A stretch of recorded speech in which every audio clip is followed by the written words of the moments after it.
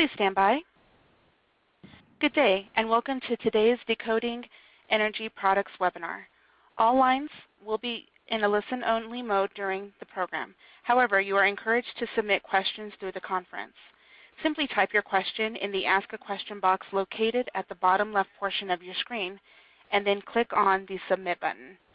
Our speakers will address your questions at the end of the program as time permits. If you are having any technical difficulties with today's presentation, please select the Help button at the bottom of the screen for an event help guide. You may download the slides at any time by clicking the Download Presentation button at the bottom of the screen. Also, a link on the recorded presentation will be sent to you via email after the webinar. At this time, for opening remarks and introductions, I will turn the call over to Craig Sutter. Please go ahead. Well, thank you, and good morning, everyone. My name is Craig Sutter, and I'm the Senior Vice President of Sales at GDF SUEZ Energy Resources. At this time, I'd like to welcome everyone to the webinar, Decoding Energy Products, with speaker Jay Bell and myself. Jay is the Vice President of our Key Accounts Group, and he'll do most of the heavy lifting today. We'll conclude the webinar with a question and answer session. And also please note that today's web conference is being recorded. Looks like we have a very good turnout for the webinar, and it's a diverse audience. Participants include energy buyers from very small businesses all the way up to Fortune 100 companies. So I'm sure we'll cover the gambit in terms of the types of questions. Okay, some of you may have seen this image before, but I'm going to ask you to just humor me for a moment and set your gaze very specifically on the black dot at the center of that image. And if you would, just stare at that black dot for a few seconds.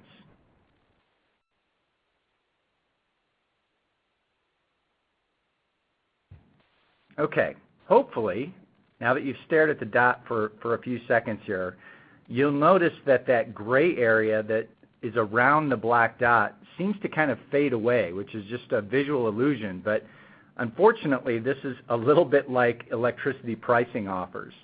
The gray portion is very much a part of the big picture, but we tend to focus primarily on the price as quoted by the supplier. So today, Jay and I are going to talk about some of these gray area items, and we hope to give you a few practical tools and tips that can help you assess the whole picture and decode the various offerings that you receive.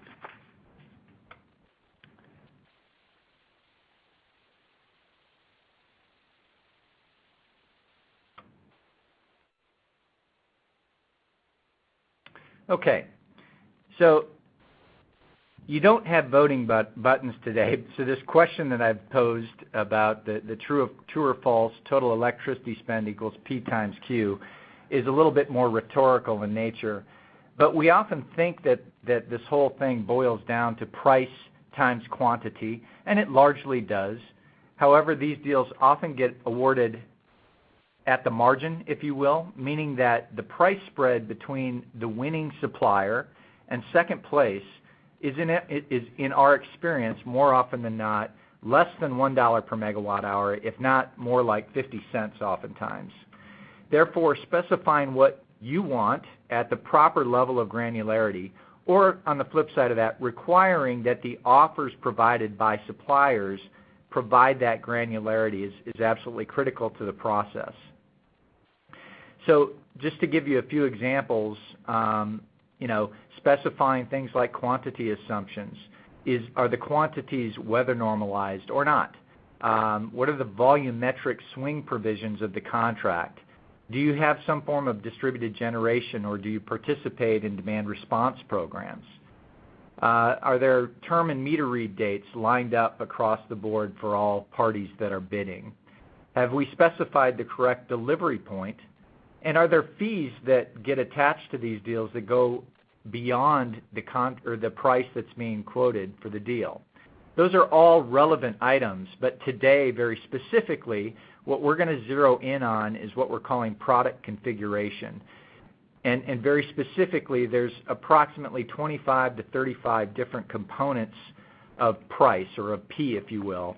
And each and every one of those could be either fixed into your price or floating, meaning variable, or even stipulated to some degree. So this is the area that we're going to focus on today, not that the other areas aren't important, but this will become sort of a series for us, and today we're going to focus primarily on product configuration. With that, I'm going to hand off to Jay Bell, who leads our key account group. Thanks, Craig, and thank you to all the participants on the phone for taking the time to visit with us today. I'm going to spend the next 30 minutes or so reviewing our Energy Navigator process. And as Craig mentioned earlier, we'll have some time at the end for questions and answers. But I'm going to spend the bulk of the time on the assessment phase and the product optimizer, although I do want to touch for a few minutes on our proposal template as well. In the assessment phase, I'll deconstruct the energy pyramid and speak to our risk assessment tool. And then I'll briefly review the features, advantages, and benefits of our sales proposal template. And then finally, I'll review our product optimizer with a focus on the technology, and I'm going to run a couple of simulations for us as well. So what you're seeing here is an example of our Energy Navigator assessment cut sheet that our sales team uses to help facilitate conversations with our customers. It helps focus the conversation on the energy pyramid and on the risk spectrum. So it's really a consultative approach that we use to help determine what product or products best suit our customers' needs based on key business drivers, risk tolerance, and our personal objectives. And we do this by using a series of questions to help correlate product selection to risk tolerance.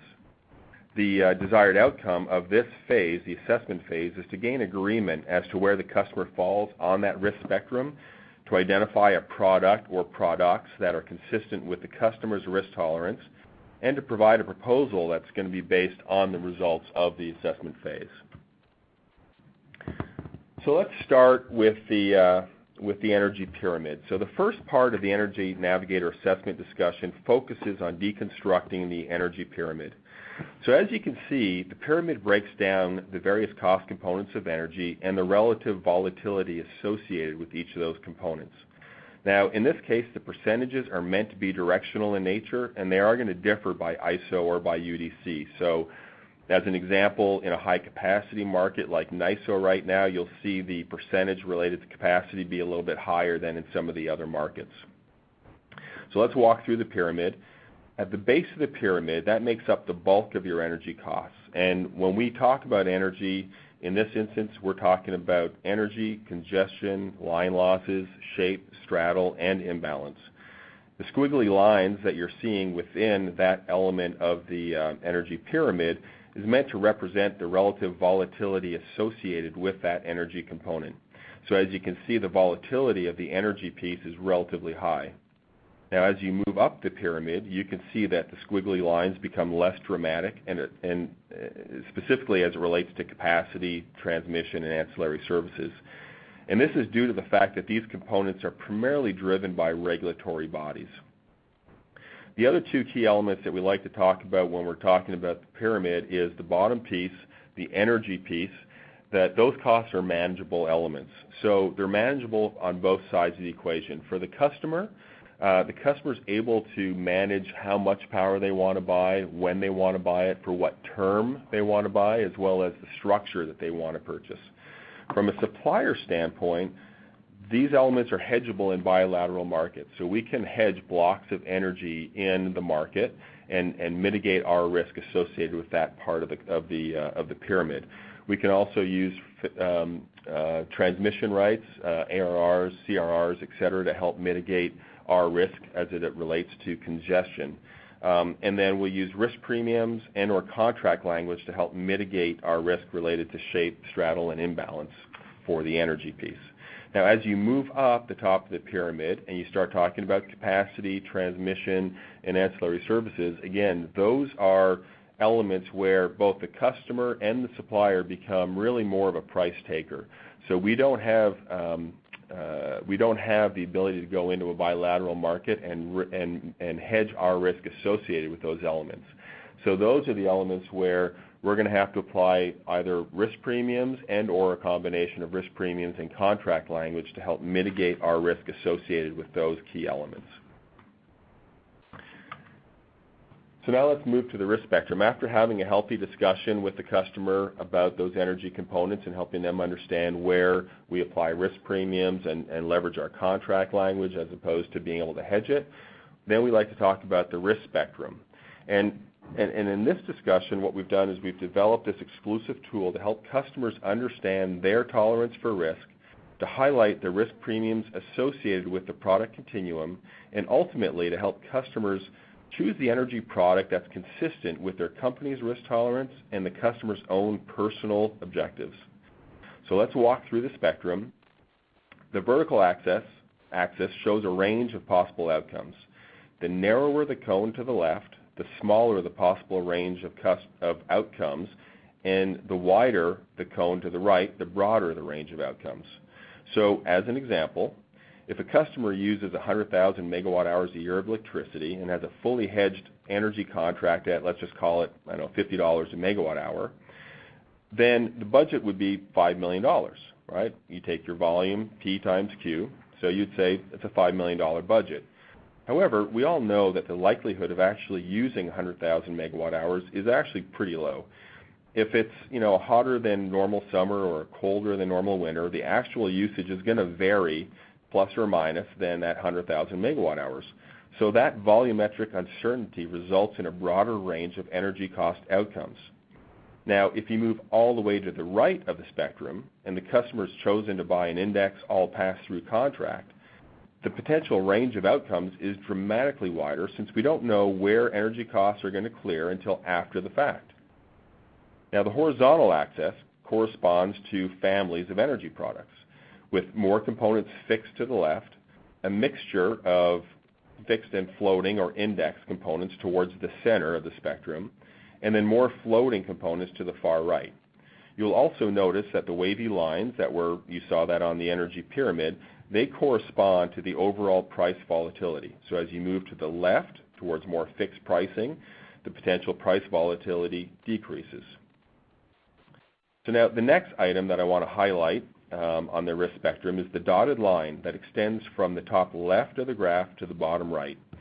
And as with any product that's purchased and then delivered over a prolonged period of time, there are risk premiums that are included to cover the unhedgeable items that we discussed earlier. So you'll notice that the risk premiums for a fully fixed price contract is really high on the left-hand side, and it starts to drop off once a customer moves towards the flex or float products. And the reason this happens is that for a fully fixed contract, a supplier, we can't hedge all the energy components of the energy pyramid in a bilateral market. So if you think back to that pyramid, we said that energy is hedgeable in a bilateral market. It's true for power blocks. However, if you're buying a load following fixed price, the supplier has risk associated with shape, straddle, and imbalance, so the risk premiums will need to be embedded to cover those costs. The same holds true for ancillary services. Ancillary services, those aren't hedgeable in a bilateral market, so therefore, as a supplier, we have to build in proprietary forward curves for each ancillary service, and if we're asked to provide a fixed price that includes those ancillary services, risk premiums will need to be embedded to account for the uncertainty. Now, as you move to the right of the spectrum, you'll see that dotted line, the risk premium line, slowly moves downward. So on the extreme right, you can see that the risk premiums are near zero. If the customer is buying an index all pass-through product, we don't have to hedge anything, and therefore there really are no risk premiums other than a small credit and default risk premium, which is predicated on the customer's credit rating. Now on the far right of the chart, you also notice that there's a blue cone. To the far left, you'll notice that there's a blue cone that extends beyond the vertical axis. What we're trying to demonstrate here is that there are certain components of an energy product for which the prices are determined by state regulatory bodies and or by the ISO. And so they're beyond the control of any energy supplier. The prices of those components are subject to change at any time, and those changes can and do happen outside the conventional utility or ISO planning year or capability period. So although those situations are rare, they do occur, and the associated price change is almost always passed along to the customer through what's known as change in law. So in other words, even though a customer may be contracting for a fully fixed price with a supplier, the possibility still does exist that the overall price may change due to unforeseen and unmanageable circumstances. So what I thought I would do is actually walk through an example. This is a meeting that we had with one of our customers, probably a couple of months ago now. But we sat down with this customer and we spent probably a good hour walking through the energy pyramid, deconstructing that and having a really healthy conversation around risk premiums, product selections, or structures, etc. And then we walked through this risk spectrum, and I asked really 4 basic questions to help identify if the product that the customer was buying was consistent with their underlying company's risk tolerance, business drivers, and their own personal objectives. So the first question, and this was a customer that we have not served in the past, so we didn't know historically what kind of product they've bought, but we asked the question, what product have you typically purchased in the past? And the answer was that, predominantly the customer bought an all-in fixed price. And so we plotted them to the far left of the risk spectrum where there's a very narrow range of energy cost outcomes. The next question I asked was, how does your budgeting process work? And the answer was that the budget uses a historical volume and an assumed unit price for the forward contract, and they arrive at a nominal dollar figure. So that 100,000 megawatt hours times $50, so they budget $5 million. But then the customer went on to say that I do have the ability on a quarterly basis to provide a revised forecast. So this was a light manufacturing customer. And so what ends up happening is sometimes they may add an additional line or they may cut back on production. And so the customer, the energy manager in this case, has the ability to make adjustments along the way. So what we did is we actually then plotted the customer a little bit further to the right in this risk spectrum, because that's telling me that the customer can accept some, a slightly wider range of potential energy cost outcomes. The next question we asked was, is there a fair amount of price elasticity in their product? And the question was, yeah, energy costs get passed through to their customers. However, they do try and mitigate large swings to their customers. So, they don't want to, budget $50 and have it come in at $100. But for the most part, price increases are passed through to their end-use customers. So in that instance, we plotted them towards the middle of the risk spectrum. And you can see that by the number 3 that we plotted down. And then the fourth question was, how are your personal objectives, or actually the question was, are your personal objectives consistent with your budgeting mechanics? And the answer to that question was that the person's performance objectives and bonuses are partly tied to the performance against the budget that was set up front. So again, that they want to make sure that they come in close to budget, but they do have that ability to come in, and have a slight deviation. So we plotted them further over to the right. And so after we went through this exercise, then it allowed us to have that conversation around, okay, is really a fixed price the product that you want to buy? Is it consistent with your business drivers and personal objectives? And the answer is, you may be able to look at a product that's still fixed price, but maybe you want to pass through ancillary services and pass through capacity and transmission. Therefore, by doing that, you eliminate the risk premiums that you'd be paying with that type of product, and you'd still have a fairly tight range of potential cost outcomes. So that's really kind of the driver for this risk spectrum. It's, again, just to match up the product and make sure that if we're offering a product, that the product that we're recommending or discussing with the customer, that it's consistent with those business drivers. Jay, this is Craig Sutter. The only thing I'll add to this is clearly what the plane that this particular assessment takes into account are the business drivers of the customer.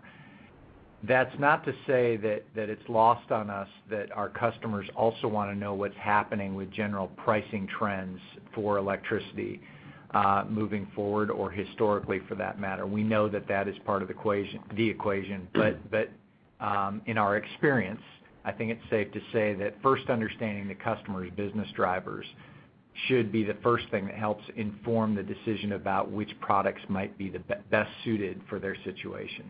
Yep. Thanks, Craig. Okay, so after having gone through the assessment phase and agreed on a product structure or structures with the customer, the next step then is for us to provide a pricing proposal to the customer. And so what we've done is we've developed a proposal template, and so that's how we provide all of our sales proposals to our customers. The template's designed really to provide all the key information as it relates to the product and the price that we're bidding to the customer. We've also designed the template to ensure that it's as transparent and open as possible because, again, we want to be consistent in the discussions that we have up front with the customer. Once we provide the actual bid, we want to follow through on that transparency and that openness with the customer. So this is an example of the template itself. This is the first page. It's a 2-page PDF document that the customer receives. You can see along the top that you have all the customer information. In the middle section, you have all the price-related information with that pricing proposal. The middle section then goes on to identify all the volumetric information for the bid. The risk spectrum is identified, and it actually plots where that product fits along the risk spectrum. And then on the second page of the template, what you're seeing is the energy pyramid again, and then right below the energy pyramid, we are very, very specific around what components of price we as a supplier are including in that price and what elements are being excluded in that price. For us, we feel that it's critical for customers to really delve down and ensure when they're comparing multiple bids that it's apples to apples. So we want to make that, or attempt to make that, as easy as possible for our customers to be able to do. So, about a year or so ago, I think Craig Sutter had, this concept to build a tool that helps really helps the customer do that apples-to-apples comparison, because there are so many different ways that suppliers treat different elements and components. And so about a year ago, when we went down this path of developing a web application, which we call our Energy Product Optimizer, and it helps us do exactly that. The Optimizer is a web-enabled application. It's part of our Navigator suite of tools, and it's used to help identify potential product mismatches and helps facilitate really a much more dynamic conversation with our customer through a series of simulations. Now, one of the key things to keep in mind as we walk through the Product Optimizer, that is that we use cache data from the date and the time that we price the load and generate that external sales proposal template. So simulations are not influenced by changing market conditions or forward price curves. So we can run a simulation up to 90 days after we run that initial pricing for a customer, and we can move elements from fixed to float or float to fixed, and we can see what the impact on pricing would have been on that particular day 3 months ago if we want to do it that far back.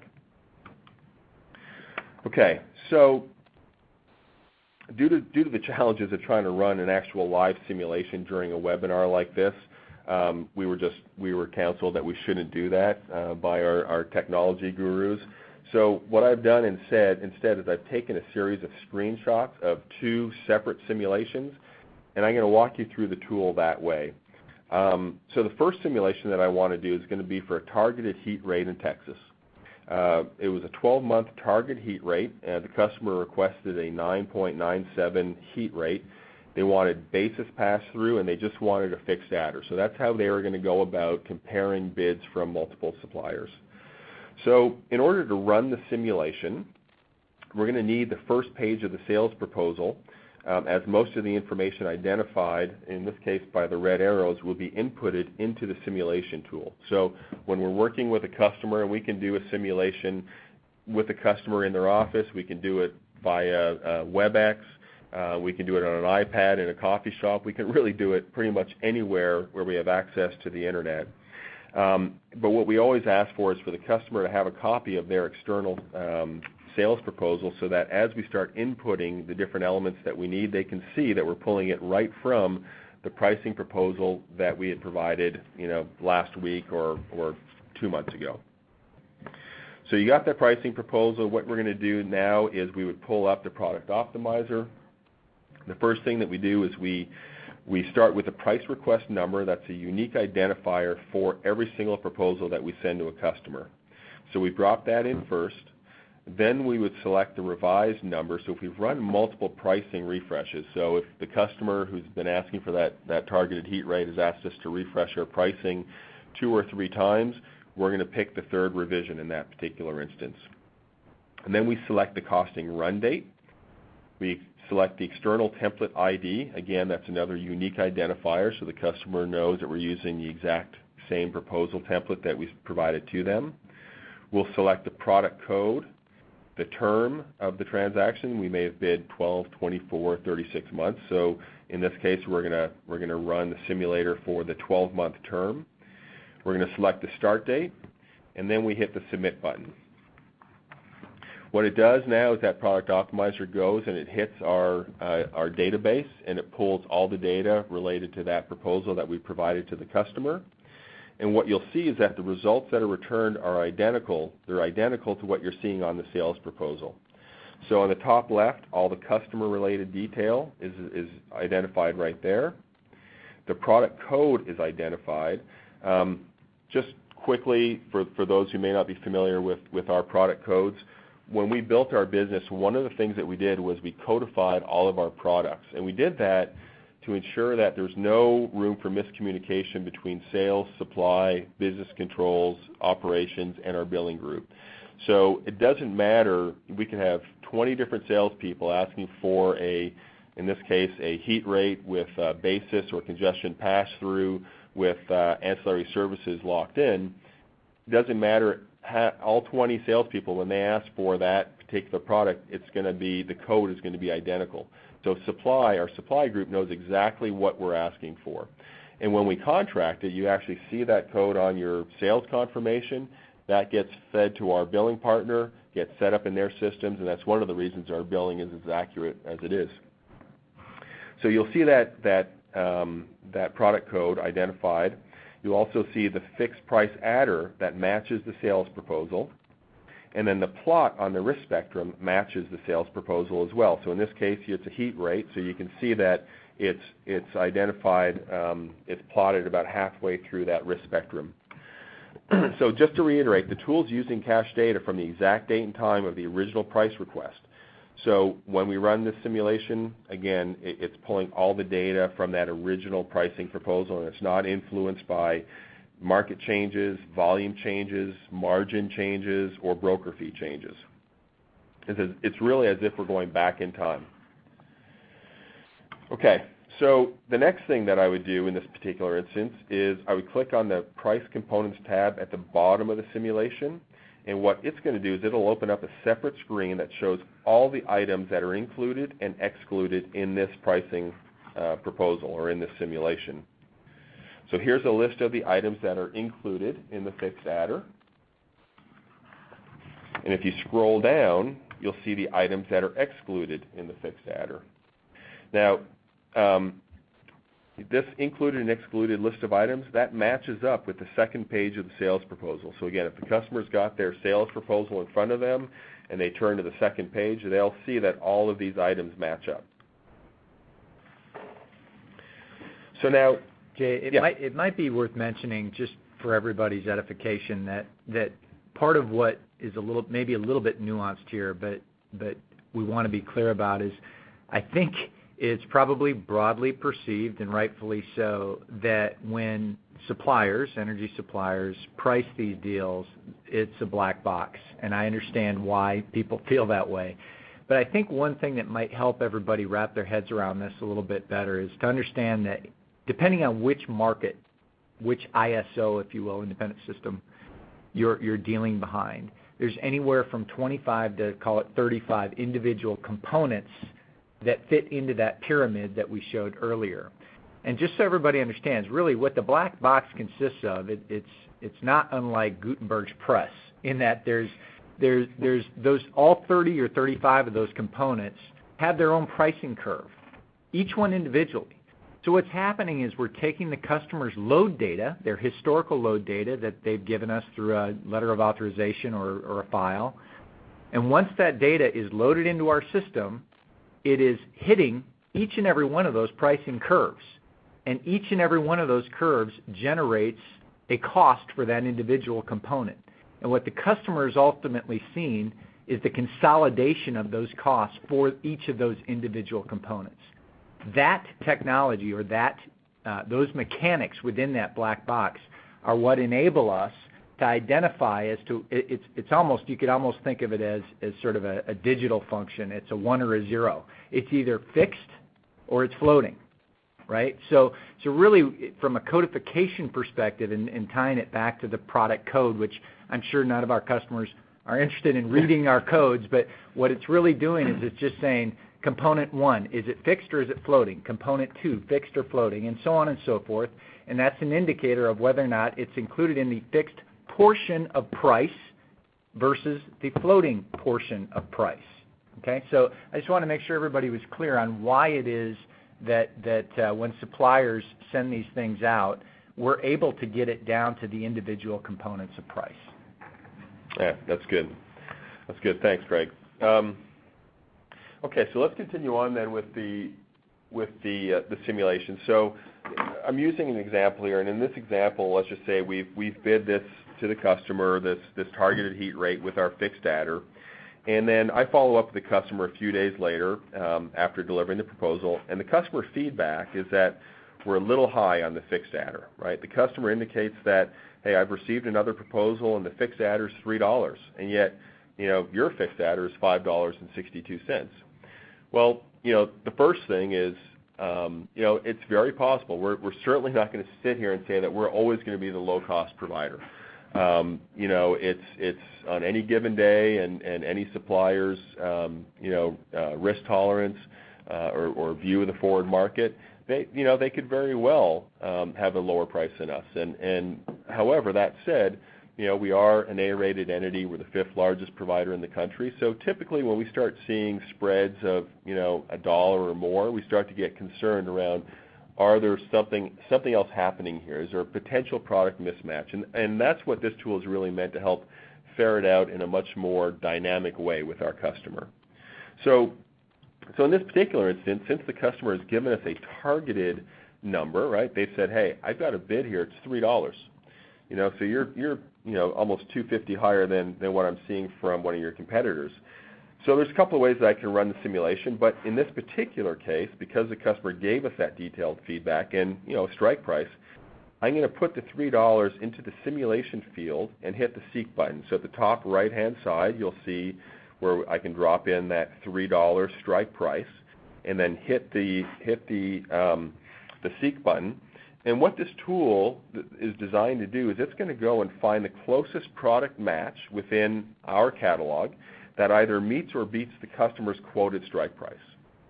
So I hit the Seek button, and a few things are going to happen. So the first thing that you're going to see is the simulation field returns a price of $2.80 a megawatt hour, which is actually 20 cents below the strike price that the customer provided to us. The product code string has changed, and now you can see that it includes CA04A, that's our designation, our nomenclature for ancillary services pass-through.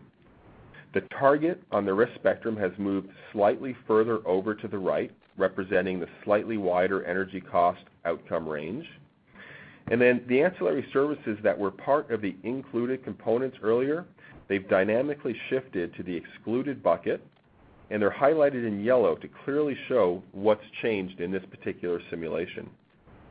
So what this is telling us is that had we priced this targeted heat rate 2 weeks ago as an ancillary services pass-through, then our price would have been $2.82, which is less than, almost 20 cents less than the competitive offer. So that's one potential product alternative that could be leading to the price disparity between us and our competitor.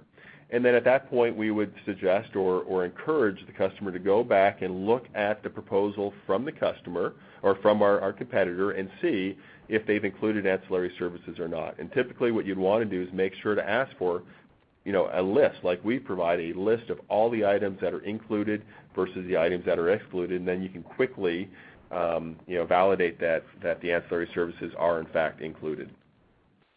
So when we run these simulations, we want to make it easy for the customer so they don't have to take a bunch of notes.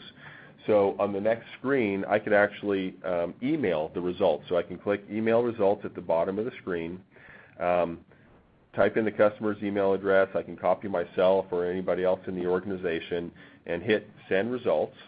And the customer is going to receive literally within 10 seconds an email in their inbox, and it's going to provide the results of the simulation that we just ran. So all the details of that simulation, and it'll be 2 pages similar to our external sales proposal template. You'll have all the pricing details on the first page, and then on the second page you'll have the new updated included and excluded components identified here for you. So again, it's consistent with our external sales template. All right, so that's an example of a targeted heat rate here where a customer is giving us feedback from a competitive bid. I decided to run another simulation. I decided to do this one as a fixed price in New Jersey. So this is, it's a fixed price, and again, in order to run the simulation, we're going to need the first page of the sales proposal so that we can pull all the pertinent deal details into the simulation tool. So again, that's the external sales template. I'm going to pull over all the same stuff. We'll populate the required fields in the simulation tool with the data from the template. Again, we always encourage the customer to have a copy of that tool, of the proposal template with them. So we enter all the required fields, and we hit the Submit button again. And this time, we return the results. So again, customer information is at the top. Pricing's in the yellow box. The product string appears. In this case, we're a fixed price, which is FP01. It's an RMR pass-through, so that's our CA01. And NITS balancing, which is Network Integration Transmission Service, that's our CPO2D. So again, that's our product string for this fixed price.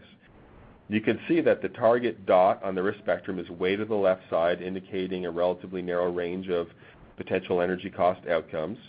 And again, if I click on the Price Components tab at the bottom right of the screen, the included and excluded components will appear, and again, they'll match the second page of the pricing proposal template. Again, if you scroll down, you can then see the excluded components, which in this case are taxes, RMR, and NITS. So in this particular simulation, unlike the last where I ran the simulation using a strike price that was given to us by the customer, this time I'm going to run the simulation in a slightly different way. In this scenario, we'll assume the customer has not received competitive bids, but rather really kind of wants to understand the impact on price should we move certain components from the included bucket to the excluded bucket, thereby minimizing the risk premiums he'll be paying or she'll be paying, but also then being able to budget for those elements when it comes time for budgeting purposes. So okay, so what I do is I can come down and hit that the yellow arrow on the bottom right of the risk spectrum, and the tool then is going to search for the next lowest product combination. So in this case, you see a few different things happening. First, you see the next product string appear.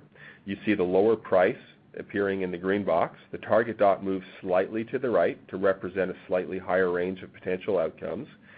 And the items that have dynamically moved from included to excluded are highlighted in yellow below. So in this case, you can see that if the customer chose to take line losses on a pass-through basis, as opposed to having them included in their price, the cost per megawatt hour drops by almost, $2. So now, had the customer actually received a competitive bid and told us that we were $2 high, and I used that strike price functionality like I did in the prior simulation, it would have returned the same results, and we can now have that conversation with the customer regarding what they need to guard for, go back and ensure that line losses are in fact included, and make sure the definition for line losses are line losses all the way to the customer's meter at their facility. In this particular instance, though, now the customer may make the decision, hey, I'll contract for a fixed price and pass through my line losses and just budget the $2 per megawatt hour. Again, at this point, I can email the results. I can enter the customer's email address, copy myself, click Send Results, and an email is going to show up within seconds with all the details related to this particular simulation. So now I can continue to click on that yellow arrow at the bottom right of the screen to see how moving other price components from included to excluded will impact price. So again, I click the yellow button. You see a few things happen. The next product string appears. The lower price in the green box appears. The target dot moves slightly over to the right, again representing a slightly higher range of potential outcomes. The excluded items move from included to excluded, and they're highlighted in yellow. And in this particular case, losses have actually moved back up to included, but this time capacities moved down to excluded. And you can see that the impact on price is almost $11. So, again, the customer, may make the decision, all right, this particular bid goes beyond the current capability period, so I understand that as a supplier, you're going to have to build in some risk premiums for the unknown related to my peak load contribution for that next capability period. So there's some risk premiums built in there. So what I'll do is I'll contract at that lower price, and I'll budget in $11 for capacity. And hopefully what will end up happening is my price will come in slightly less since I'm avoiding any kind of risk premiums. Again, I can email the simulation of the results to the customer, and they'll have a copy for future reference as well. So those are, again, just a couple of examples of the simulations that we can run with the customer. We can run as many simulations as the customer wants to see and email all of those results, but that's really kind of what I want to be able to show everybody today. At this point, I'll pass it back over to Craig for some final comments, and we'll open it up to questions. Yeah, just very quickly, just a quick summary for everyone on this very wordy slide that I apologize for, but just wanted to capture the essence of a few points here before we go to our Q&A session. First thing is, electricity pricing, unfortunately, is not quite as simple as price times quantity, but it does help to break it down into its lowest common denominators, kind of like the Gutenberg press idea. You've got 25 to 35 components of price, and that depends on which market you're buying in. Some have less, some have more, obviously. Some of those components are very large and very volatile, like the energy itself, while others are what I would call non-market based or almost regulated in nature, and they're relatively stable. But they're all important to the evaluation because, again, the spreads on the deals from one supplier to the next tend to be pretty small. So each of those 25 to 35 components can either be included, or it can be fixed, if you will, or it can be passed through or floating. So suppliers should be able to specify which of these components are included in the fixed portion of your price versus the floating portion of your price. And two pieces of information I would recommend that everybody do, and probably many of you already do this. One is when you get your quotes, as I've said here, one thing is demand to know on a component-by-component basis which elements are included and which are intended to be passed through. It's easy for us to talk past each other. It's very common in this industry for someone to say, please quote me a fixed price starting in November and ending in October. The problem with that is there's very many different variations of fixed prices out there, depending on which components are included or excluded. So the first thing is request an itemization of the breakdown of which are included and which are passed through. Second thing I think is a good idea for buyers is ask for a sample bill. Ask the supplier to provide you what the sample bill might look like for the product that they're offering. And further to that, it's not on the slide, but further to that, it's always a good idea after you've made the purchase from that supplier to, once you've received your first invoice, take a look at that invoice in relation to the contract terms to make sure that you got what you thought you were getting. So always good practices. A couple other things. Be careful to understand the nature of contract reopeners for things like capacity that allow a supplier to adjust the component if it changes. Again, I'm not saying that it's not okay to buy a product that has a reopener on any component, as long as everybody knows that the reopener is there, is the point that I'm trying to make. And then also beware of pass-throughs for non-energy items. I mean, we've even seen in some cases people will say, I want an all pass-through product. They don't always get an itemization of what that means, but the supplier might take it very literally, and they'll even be on the bill an itemized cost for their sales and general administrative expense, their overhead, on a per megawatt hour basis. Or another example is service fees that don't show up in the offer but do show up on the invoice. So those are some things to watch out for. We didn't talk about it much today, but obviously quantity and load shape assumptions do have a material impact on price. But frankly, it's pretty rare for us to see customers specify the quantities that they want priced, other than to provide a letter of authorization or retrieve that historical data. And we're not going to have time to get into that one today, but one of the things that we're planning to do in the future is treat this as a bit of a series of webinars, so perhaps the next one we can get into is more the quantity side of the game. So again, we hope that we've given you a few pointers today that are practical in nature, maybe some insights into what it's like at sort of a, how we make the sausage, if you will. And hopefully those things help you decode the offerings that you receive from electricity suppliers. We, GDF SUEZ, want to be a transparent knowledge leader for our customers, and we want to move toward a more simplified market if we can. We're a big company, $120 billion in revenues per year as part of GDF SUEZ Group. Reputation means a lot to us. And so, this is part of moving toward this more transparent market, more mature market, is giving you, the customer, the ability to be able to make sure that you're getting not just an apples-to-apples comparison, but a green apples-to-green apples comparison for your pricing. So with that, we're going to go ahead and move to the question and answer period. And I see that we already have received some questions through the chat function, so we're just going to kind of tick through these now, I believe.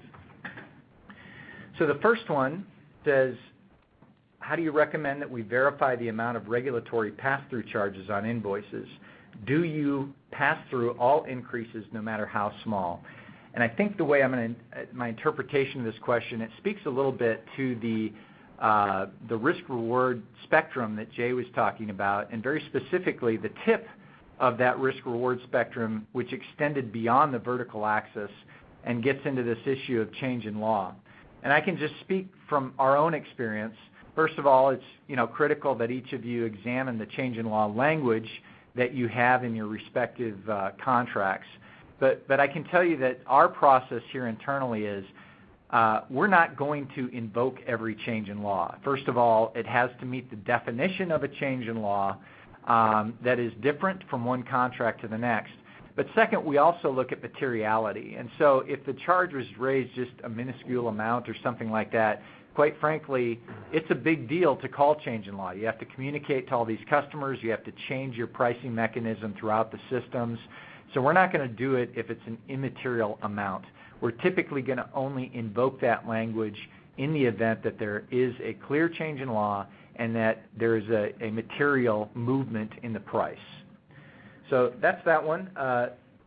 There's another question here that says, do you have webinars or white papers, etc., on other topics indicated on the first slide? Those other topics included things like differences in quantity assumptions, fees, and there were a few other buckets of costs that we identified that didn't speak or don't speak necessarily to product configuration. And the answer to that is that, again, we do plan to have a series of these. The navigator concept that you've seen throughout this is the concept of being able to provide a tool set to help our customers better understand all the different components, not just components, but the quantity side of things, ultimately how term affects price, etc. So we will have subsequent webinars that speak to that. We have a question here that says, do you have a comprehensive list of all charges in the Texas and Illinois electric markets?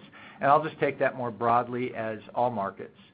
And long story short is that we put all of our sales personnel through component price training where we literally break apart every single component of price.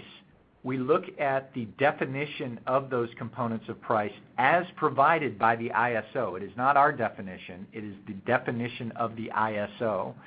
And so to the extent that you would like to see that list, we'd be happy to provide it to you. It is not on our website currently, but what you can do is reach out to your salesperson, your assigned salesperson, or you can send in a general email requesting information for these components. And for the individual that sent that question, we'll make sure to follow back with you specifically on that matter. Okay. Are there any plans to allow customers to run their own simulations? As it stands right now, the way that the simulator works is it's a little bit technical, admittedly, because we have to make references to the prior proposals that we made and some codes. We've also embedded security access only to people that have identifications as GDF SUEZ employees. So at this point, there is no plan to kind of release the simulator to customers. But to that end, what we encourage you to do, and what we encourage our salespeople to do whenever possible, is work with their client base in running these simulations. And don't forget that what they can ultimately do is, once we think we've found a product gap, they will email the results of the simulation to you as the customer. And you can use that to do further due diligence and determine whether or not there's indeed a product break, or if maybe, and it happens, maybe our price is just too high. And unfortunately, that's the case sometimes too. There's a question here that says, if you run a simulation 2 weeks after the proposal is delivered, how do changes in market affect the outcome? That's an excellent question, and I think we need to be crystal clear on this. When we run these simulations, what we're doing is we're looking at cached data. In other words, what we're trying to do is give you an apples-to-apples comparison at the point in time that you actually did the price comparison. So if we quoted the price 2 weeks ago and you got offers from other suppliers on the same day, what we're trying to do is take out of the equation any changes that would have happened in the market over that course of time. All that the simulation is trying to do is isolate on differences in components that are fixed versus floating. So it's ignoring any market movements. It's looking at, what we basically do is take a snapshot of our pricing curves on the day the pricing was run. And that way it is not taking into account any changes in market, so that you can be sure that what you're isolating on here is just changes in the components of the price rather than changes due to market movement.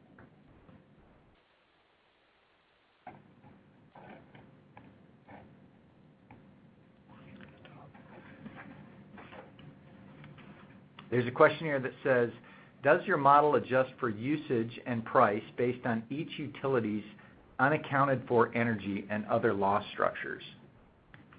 Jay, you want to take that? No. You're doing such a great job answering all these questions, Craig. Does your model adjust for usage on price based on each utility's unaccounted for energy and other loss structures? Yeah. With unaccounted for energy being a component of price, yes, it does. Exactly. Yeah.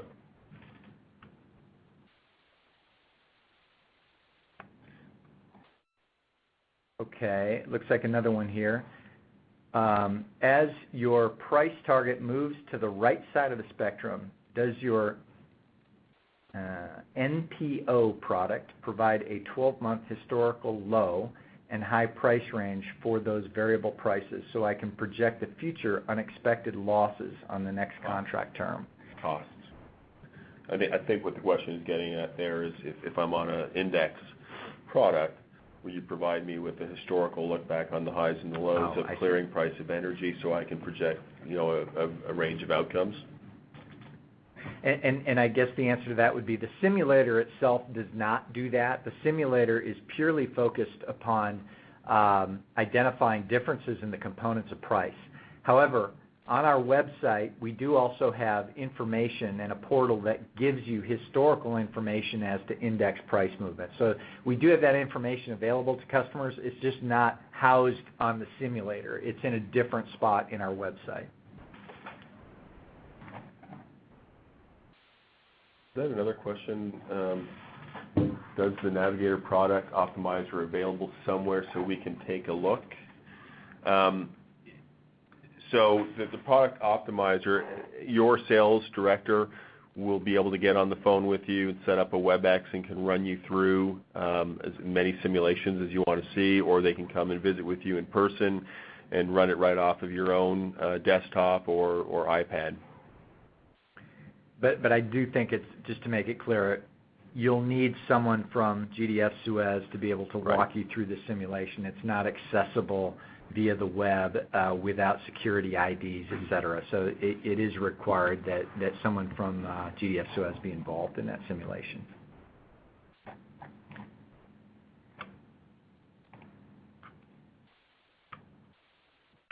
Okay.